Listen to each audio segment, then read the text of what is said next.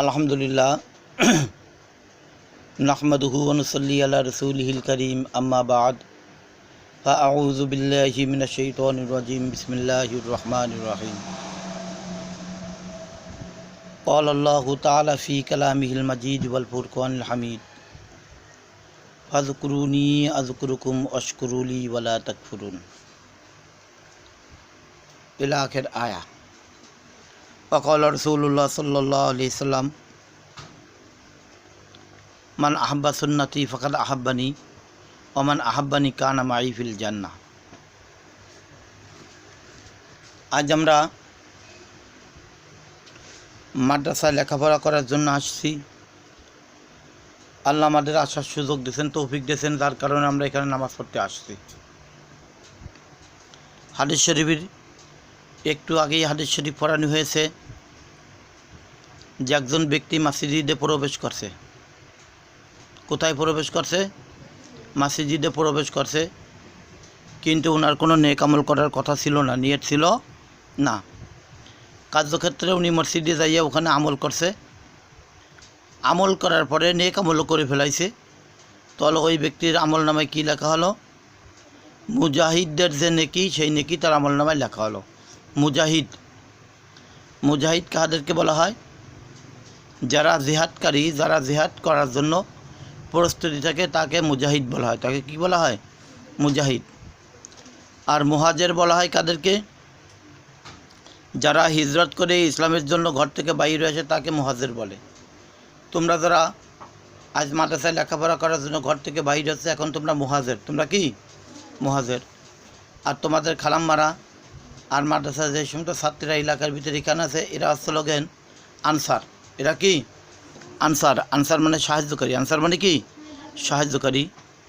মুহাজির এবং আনসার এদের সমান অধিকারী নাকি? সমান অধিকারী কি? নাকি কারোর চাইতে কারোর কোনো কম নেই। তো আমরা যে আজকে এলমেদিন শিক্ষা করতেছি, এলমেদিন শিক্ষা করে আমাদের লাভটা কী হবে? আল্লাহ তাআলা কালামে পাকের ভিতরে বলছেন ফাযকুরুনি আযকুরুকুম ওয়াশকুরুলি ওয়া লা তাকফুরুন। আল্লাহ বলেন যে আমার বান্দা অথবা বান্দি, তোমরা যদি আমাকে স্মরণ করো, তোমরা যদি আমাকে স্মরণ করো, আমিও তোমাদেরকে স্মরণ করিব। এখানে যে ফাযকুরুনি আযকুরুকুম ওয়াশকুরুলি ওয়া লা তাকফুরুন, মানে কেউ কেউ অর্থ করে যে জিকির করো, জিকির করো, আল্লাহ জিকির করো। এখানে জিকিরের কথা কিন্তু বলা হয়নি। ফাযকুরুনি আযকুরুকুম, তোমরা যদি আমাকে স্মরণ করো তাহলে আমি তোমাদেরকে স্মরণ করিব, আমি তোমাদেরকে কী করব? এখন জিকির তো আমরা বর্তমান আমাদের দেশে যে সমস্ত মা বোনেরা তালিম করা শুরু করছে, ওরা নষ্টামি মার্কা হইয়া জোরে জোরেও জিকির করতেছে। জোরে জোরে কী করে? জিকির করে। ওরা জিকির তো বোঝো না, শোনো না, কিছু না। একটা জিকির দেখো তোমাদের সম্মুখে আমি হাজির করে দিতেছি। দেখো তোমাদের সম্মুখে এখন একটা গাছ আছে, ধরো একটা তেঁতুল গাছ, একটা আম গাছ। একটা তেঁতুল গাছ, একটা কি? আম গাছ, একটা জামরুল গাছ, একটা লিচু গাছ ইত্যাদি গাছ আছে। এখন এই গাছটা নিয়ে তোমরা একটু ফিকির করতেছ। মান তাফাক্কারা সাহাতান ফি খলকিল্লাহি তাআলা ফাহুয়া খয়রুম মিন ইবাদাতি সিত্তিনা ওয়াসানা। এই গাছটা নিয়ে চিন্তা করতেছে, হায় রে আল্লাহর কত বড় কুদরত। এই গাছে আম দিচ্ছে, এই গাছে যায় তেঁতুল। এই আমটা হলো প্রথম টক, তারপরে হয় মিষ্টি। আর এই তেঁতুলটা তেঁতুলই থাকে, সবসময় জন্য টকই থাকে। আবার এখানে একটা জামরুল গাছ, এই জামরুল গাছের ফলগুলো মিষ্টি, পানির মতন এরকমের আছে না। এইগুলোকে স্মরণ করার নামও কিন্তু একটা জিকির। আল্লাহর শকর। এটা কার শকর? আল্লাহর শকর। যে আল্লাহর কত বড় শক্তি, আল্লাহর কত বড় কুদরত, আল্লাহর কত বড় ক্যাপাসিটি, আল্লাহ কী করি আজকে আমাদের জন্য এই সমস্ত জিনিসগুলোকে তৈরি করেছে, একে বলা হয় একটা জিকির। খালি লা ইলাহা ইল্লাল্লাহ, লা ইলাহা ইল্লাল্লাহ মুহাম্মাদুর রাসূলুল্লাহ সাল্লাল্লাহু আলাইহি ওয়াসাল্লাম, এটাকে যদি আমরা জিকির মনে করি তাহলে এটা কিন্তু পরিপূর্ণ জিকির নয়। পরিপূর্ণ কি না? জিকির না। তবে জিকির আছে, আল্লাহকে স্মরণ করা, এটা একটা জিকির। কিন্তু আল্লাহকে ওইভাবে স্মরণ করা, ওটা আর একটা জিকির। ওই জিকিরের ভিতরে আপনাদের তোমাদের আমাদের নেকি বেশি। তোমাদের আমাদের কি নেকি বেশি? কি নেকি?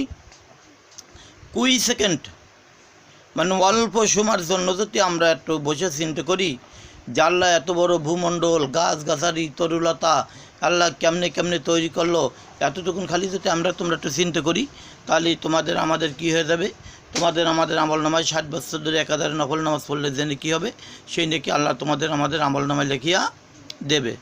তাহলে এটা একটা জিকির, এটা একটা কি জিকির, এবং আল্লাহর শুকর আদায় করা এরকমভাবে আমাদের করা উচিত কি উচিত না বলো, দরকার। এখন জিকিরের কিছু কিছু ক্যাটাগরি ঘর রয়েছে। জিকির করতে হবে কোন অবস্থায়, পবিত্রতা অবস্থায়। কোন অবস্থায়? পবিত্র অবস্থায়। কিন্তু পবিত্রতা এখন নেই, যে কোনো কারণে তোমাদের আমাদের ওযু ছুটে গেছে বা গোসল ফরজ হয়ে গেছে, এখন কি আমরা জিকির করতে পারবো না? বলে হ্যাঁ, আল্লাহর নাম নিতে পারবা। আল্লাহর নাম কেরবা নিতে পারবা, কালেমা পড়তে পারবা, তওবা পড়তে পারবা। এটা পড়া আমাদের জন্য কী আছে? জায়েজ আছে। তওবা করা যাবে, কালেমা পড়া যাবে। একজন মানুষের এখন গোসল ফরজ হয়ে গেছে অথবা ওযু ছুটে গেছে, সে এখন মারা যাচ্ছে, সে এখন কেটেছে মারা যাচ্ছে, এই মৃত্যু ব্যক্তি কালেমা পড়তে পারবে, লা ইলাহা ইল্লাল্লাহ মুহাম্মাদুর রাসূলুল্লাহ সাল্লাল্লাহু আলাইহি ওয়াসাল্লাম। এই কালেমাটা সে পাঠ করতে পারিবে। তওবা নিজে নিজে মনে করতে পারবে এবং তওবা করতে হবে আল্লাহর কাছে সবসময়ের জন্য। আল্লাহ, তুমি আমার পিছনের জিন্দেগানি সব গুনাহগুলো মাফ করে দাও। আল্লাহ, মৃত্যুর সময় তুমি তোমার রহমত নাযিল করে দিও। আল্লাহ, মৃত্যুর পরে তুমি আমাদের কোনো আযাব দিও না। আল্লাহ, হাশরের ময়দানে তুমি আমাদের ডাইনাতে আমলনামা দিও। এ ব্যাপারেও আমাদের আল্লাহর কাছে দোয়া করাটা অতি উত্তম। আজকে দেখো, আমাদের নেকিতে আমরা ভরপুর। আমাদের প্রত্যেকটা পা, প্রত্যেকটা নিঃশ্বাস, প্রত্যেকটা নজর আমরা যেদিকে ফেরাবো সেদিকেই আমাদের নেকি ছাড়া কোনো বাড়তি কোনো কিছু নেই।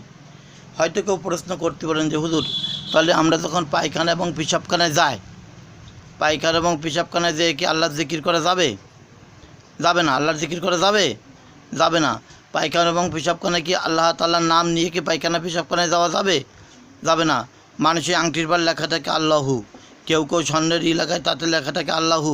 আল্লাহর সাথে এত বড় খালাতো ভাই মোহাব্বত বানায় হয়েছে, ওনার হাতের ভিতরে, বাম হাতের ভিতরে আল্লাহু লিখে দিয়া, তাই নিয়ে উনি টয়লেটে তার পানি খরচ করে। ডাইরেক্ট নিষেধ এবং ওই ব্যক্তি গুনাহগার। কারণ তুমি যখন টয়লেট এবং পেশাবখানা পায়খানায় যাবা, তখন তোমার আংটিটারে খুলে রেখে যাবা, খুলে রাখিয়া যাইবা। হজরতে দাউদ আলাইহিস সালাতু ওয়াসসালাম, কোন নবী বলো? দাউদ নবী। কোন নবী? দাউদ আলাইহিস সালাতু ওয়াসসালাম যখন পায়খানা এবং পেশাবখানায় যেত, আল্লাহ রাব্বুল আলামিনের পক্ষ থেকে যে একটা আংটি দিয়েছিল, আল্লাহ কি আংটি দিয়েছিল? আংটি দিয়েছিল। এই আংটিটাকে উনি খুলে রেখে যেত। খুলে রেখে যাওয়ার পরে আবার এসে বিবিদের কাছ থেকে, বিবি আংটিটা দাও। আংটিটা দিলে পরে তখন ওনার সব কিছু আবার তাবে হয়ে যেত। উনি টয়লেট থেকে বাইর হয়ে নিয়ে যেত। একবার দানিয়ার নামে একটা একটা জেন ওই সুলাইমান আলাইহিস সালাতু ওয়াসসালামের আকার ধারণ করছে। দাউদ হবে না, সুলাইমান হবে। সুলাইমান আলাইহিস সালাতু ওয়াসসালামের রূপ ধারণা করে সুলাইমান আলাইহিস সালাতু ওয়াসসালাম যখন টয়লেটে গেছে, আর ওই জেনটা গুল্লি দিয়ে এসে কাছে, দাও আমার আংটিটা, দাও আমার আংটিটা, কেরো দাও। ওই সুলাইমান নবীর মতো উনি একটা আকার ধরে ওই আংটিটা নিয়ে চলে গেছে একেবারে নদীর ভিতরে, 60 সমুদ্র 13 নদীর তলে চলে গেছে।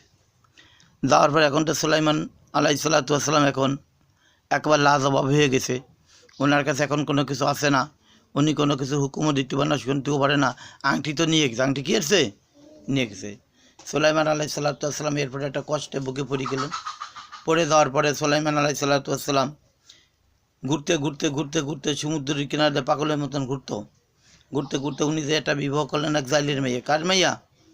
জাইলেনির মেয়ে বিয়ে করলো। জাইলেনি বিয়ে করার পরে ওই জাইলে বেটার সাথে উনি বসে বসে মাছ মারতো। কে তো মাছ মারতে একদিন আর কি ওই যে আংটিটা আবার নিয়ে পানির ভিতরে ফেলাই দিয়েছে না দানিয়ান, ওই আংটিটা কেন ওই মাছটাই খাইছে, বল মাছ আংটিটা খাওয়ার পরে তখন ওই মাছটা আর কি এবার সুলাইমান পাইছে। পাওয়ার পর ওই মাছটা আর কেউ কেনে না, মাছটা কেউ কেনে না। উনি 2, 3, 4 যা ব্যবসা ওনার সংসার চলে, কিন্তু আজকের মাছটা কেউ কেনে না কিনলে উনি বাড়ি টানটি নিয়ে এসে কাছে, বিবি মাছটা কোটো, মাছটা কেরো কোটো। এটা আল্লাহর হুকুম। কার হুকুম? আল্লাহর হুকুম। এবার মাছটা যেই করছে, গালে পেটে ভিতরে আংটি বাড়াইছে, পেটের মধ্যে এটা কী বাড়াইছে?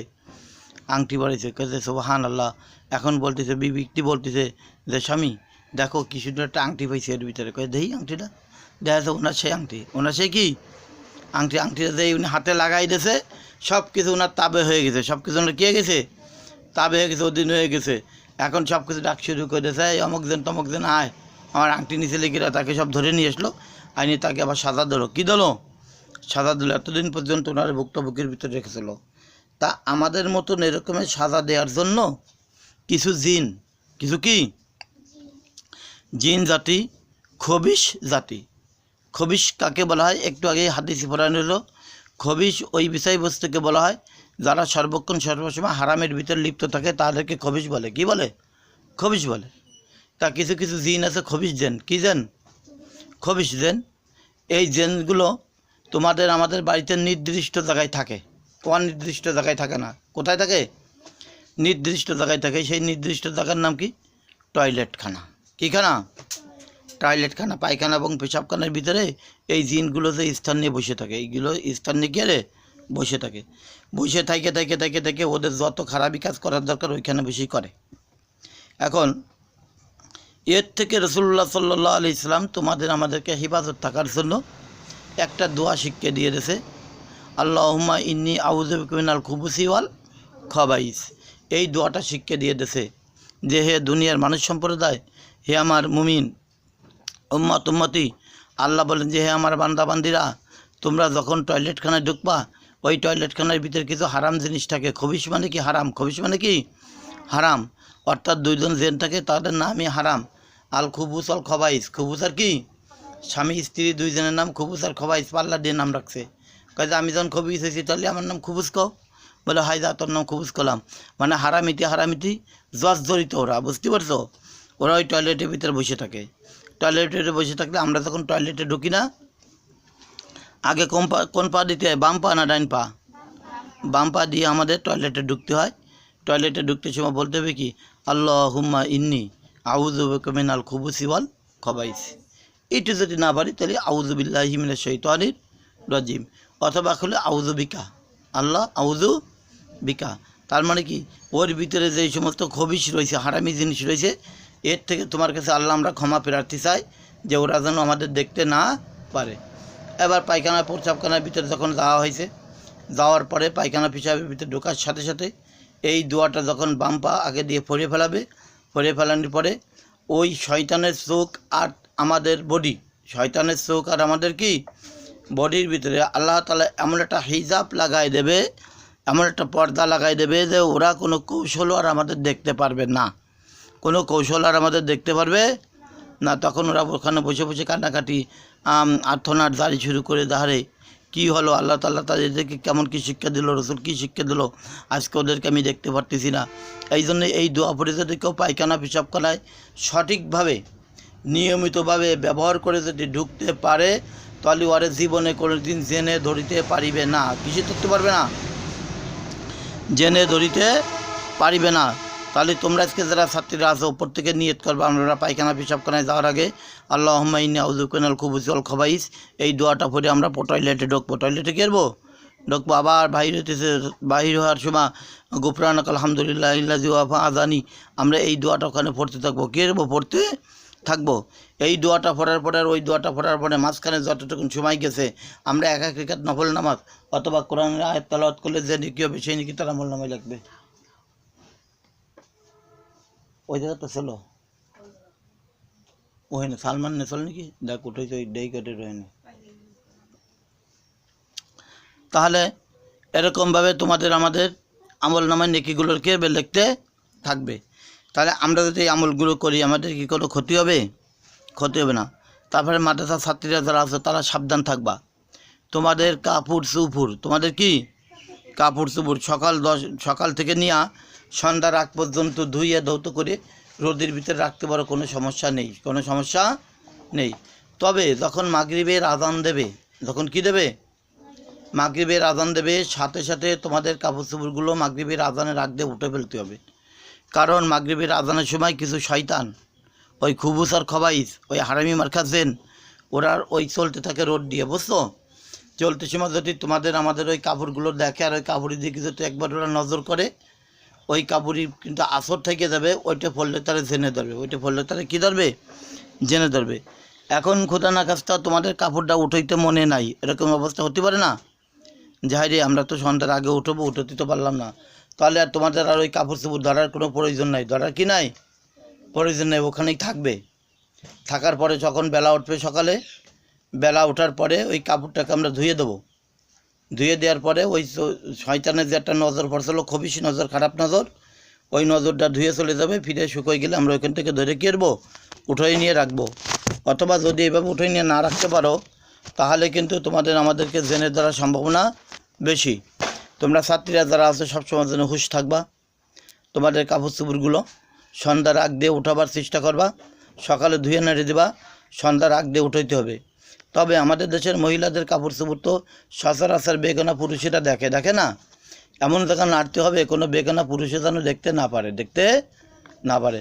তোমাদের কাপড় চোপড়গুলো তোমরা মাদ্রাসার ভিতরে সঠিকভাবে তার টানাইয়ে ওখানে নির্দিষ্টভাবে নাড়ার চেষ্টা করবা। যার বাড়িতে এমন একটা পর্দার ব্যবস্থা করে দেবা যে তোমরা যে কাপড় চোপড় পরতেছো ওই কাপড় চোপড়ও যেন কোনো অপর পুরুষে না দেখে। দেখো না, হযরত ফাতেমা জোহরা রাদিয়াল্লাহু তাআলা আনহা বলেছিল যে আব্বা আমি যদি মারা যায়, ফতে হাসান হোসেনরে বলছিল যে তোদের আমি দুধের দাবি ছেড়ে দেবো এমন সময় যে আমি মারা যাওয়ার পর আমার এমন জায়গা মাটি দিবি কেউ যেন অনুভব করতে না পারে যে ফাতেমা এত বড় ছিল, এত অনেক লম্বা ছিল। এই কাপড় চোপড়গুলো সব পুরাই সাফ করে দেবা। সেই অনুযায়ী কিন্তু তারা সে আমল করছে। আর আমরা কী করি, কাপড় চোপড়গুলো নিয়ে ওই দোতলার পর নাড়িতে হয়, কাপড় চোপড়গুলো নিয়ে মানুষের সহির সামনে নাড়িতে হয়, কাপড় চোপড়গুলো নিয়ে এক একখানে লটকায় থুয়ে দেয় কি দেয় না। এইসবও খবিশ কাজ। কী কাজ? খবিশ মানে কি কাও? হারাম। খবিশ মানে কি?